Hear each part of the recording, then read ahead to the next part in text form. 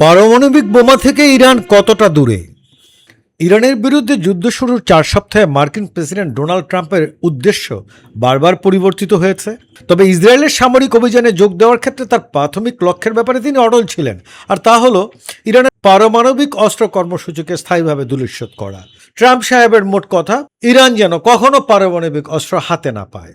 গত জুনে ইরানের পারমাণবিক স্থাপনাগুলোতেও যুক্তরাষ্ট্রের হামলার লক্ষ্য একই ছিল, কিন্তু সেই হামলাতেও তারা একবারের জন্য এটা প্রমাণ করতে পারেনি যে ইরানের হাতে পারমাণবিক বোমা রয়েছে। এদিকে আইআই এর তথ্য অনুযায়ী তেহরানের কাছে প্রায় 200 কেজি 20% মাত্রার ফিসাইল ম্যাটেরিয়াল বা পারমাণবিক পদার্থ রয়েছে, যা খুব সহজেই 90% বিশুদ্ধতার সমরাস্ত্র মানের ইউরেনিয়ামে রূপান্তর করা যায়। ইরানের ভান্ডারে প্রায় 2500 ব্যালিস্টিক মিসাইল ছিল বা আছে, যা পারস্য উপসাগরীয় অঞ্চলে বৃহত্তম। গত 28 ফেব্রুয়ারি যুদ্ধ শুরু হওয়া মার্কিন ইসরায়েল হামলার কয়েকদিন আগে ট্রাম্প ঘোষণা করেছিলেন ইরান পারমাণবিক অস্ত্রের অধিকারী হতে পারবে না। কিন্তু বিশেষজ্ঞরা মনে করছেন যুক্তরাষ্ট্র এবং ইসরায়েলের এই হামলায় ইরানকে পারমাণবিক অস্ত্রের স্বপ্নের দিকে আরও কয়েক ধাপ এগিয়ে নিয়ে গেল। ইরানের উপর মার্কিন সামরিক পদক্ষেপ, বিশেষ করে পারমাণবিক স্থাপনা, বিজ্ঞানীদের উপর হামলা, স্বল্প মেয়াদে ইসলামিক প্রজাতন্ত্রটির পারমাণবিক উচ্চাকাঙ্ক্ষা নিঃসন্দেহে ধীর করে দেবে।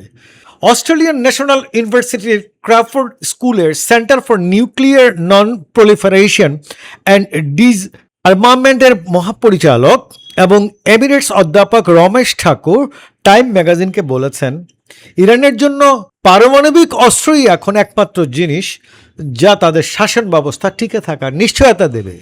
আর যদি তাই হয়, তাহলে বর্তমান আয়াতুল্লাহ মোস্তফা খামেনি কেনই বা তার থেকে দূরে থাকবে?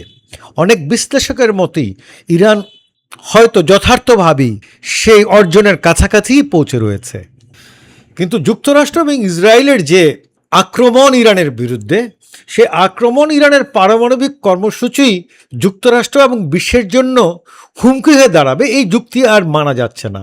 বরং এটি সম্ভবত এমন এক পারমাণবিক দানবকে বোতল থেকে বের করে আনবে যা পুনরায় বন্দি করা কঠিন হবে। গত সপ্তাহে উত্তর কোরিয়ার শাসক কিম জং উন ইরান যুদ্ধের কথা উল্লেখ করে বলেছিলেন, বর্তমান পরিস্থিতি স্পষ্টভাবে প্রমাণ করে যে তার দেশ পারমাণবিক অস্ত্র ত্যাগ না করার যে সিদ্ধান্ত নিয়েছিল তা সঠিক ছিল। তিনি একে অপরিবর্তনীয় হিসেবে অভিহিত করেন এবং ওয়াশিংটনের বিরুদ্ধে রাষ্ট্রীয় মদতপুষ্ট সন্ত্রাস ও আগ্রাসনের অভিযোগ তোলেন। সোভিয়েত ইউনিয়ন ভেঙে যাওয়ার পর স্বেচ্ছায় পারমাণবিক অস্ত্র ত্যাগ করার জন্য ইউক্রেনও আজ নিঃসন্দেহ অনুতপ্ত। বিশ্ব এখন জানে যে প্রকৃত সংঘাতের সময় মার্কিন এবং সেই সূত্রে ইউরোপীয় নিরাপত্তা গ্যারান্টির খুবই সামান্য। রমেশ ঠাকুর টাইমকে বলেন, ইরান যদি বর্তমান আক্রমণ থেকে টিকে যায় এবং তাদের পারমাণবিক উচ্চাকাঙ্ক্ষা আরও বৃদ্ধি পাবে এবং এটি সৌদি আরব, তুরস্ক, সম্ভবত মিশরকেও নিজস্ব প্রতিরক্ষা ব্যবস্থা গড়ে তুলতে প্ররোচিত করবে। এদিকে ইরানের পার্লামেন্টে পারমাণবিক নিরস্ত্রীকরণ চুক্তি থেকে বেরিয়ে যাওয়ার পক্ষে অধিকাংশ সাংসদই মত দিয়েছেন। তাদের মতে এই চুক্তির নিয়ন্ত্রণে থাকার পরেও পরপর দুবার যে আক্রমণ হলো, প্রথমবার 12 দিনের যুদ্ধ আর দ্বিতীয়টি এখনও চলছে, এই পারমাণবিক নিরস্ত্রীকরণ চুক্তির মধ্যে থেকেও যদি আক্রমণ সহ্য করতে হয়, তাহলে এই চুক্তিতে এইভাবে ঝুলে থাকার কোনো অর্থই হয় না।